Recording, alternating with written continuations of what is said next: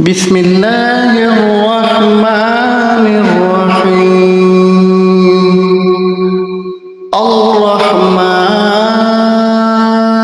الرحمن علم القرآن خلق الإنسان علمه البيان الشمس والقمر بحسبان والنجم والشجر يسجدان والسماء رفعها ووضع الميزان ألا تطغوا في الميزان وأقيموا الوزن بالقسط ولا تخسروا الميزان والأرض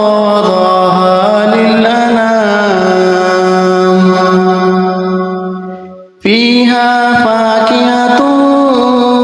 والنخل ذات الأكمام والحب ذو العصف والريحان فبأي آلاء ربكما تكذبان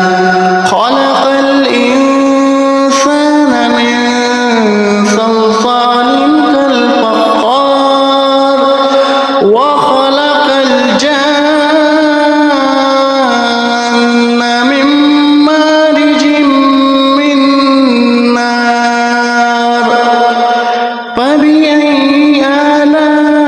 آلاء ربكما تكذبان رب المشرقين ورب المغربين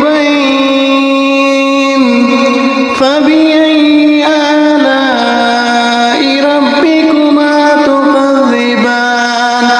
مرج البحرين يلتقيان بينهما برزخ لا يبغيان فبأي آلاء ربكما تكذبان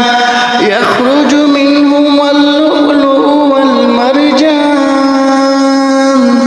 فبأي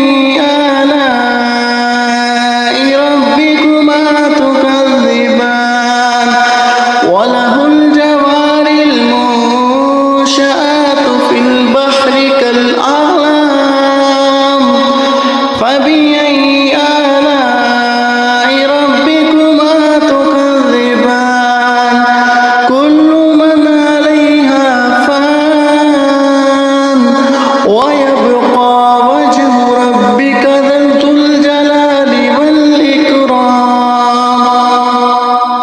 ويبقى وجه ربك ذو الجلال والإكرام فبأي آلاء ربكما تكذبان يسأله من في السماوات والأرض كل يوم هو في شأن فبأي آلاء ربكما تكذبان سنفرغ لكم أيها الثقلان فبأي آلاء ربكما تكذبان يا معشر الجن والإنس إن استطعتم أن تنفذوا من أقطار السماوات والأرض فانفذوا لا تنفذون إلا بسلطان فبأي آلاء ربكما تكذبان يرسل عليكم شواظ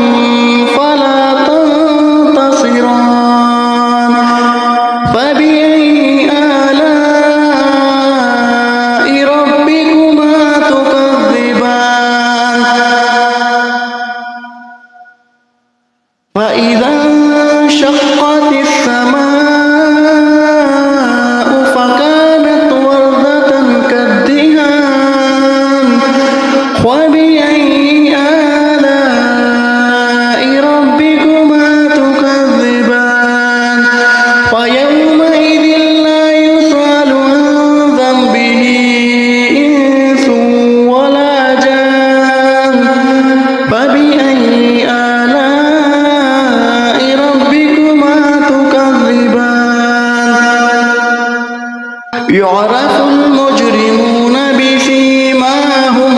فيؤخذ بالنواسي والأقدام فبأي آلاء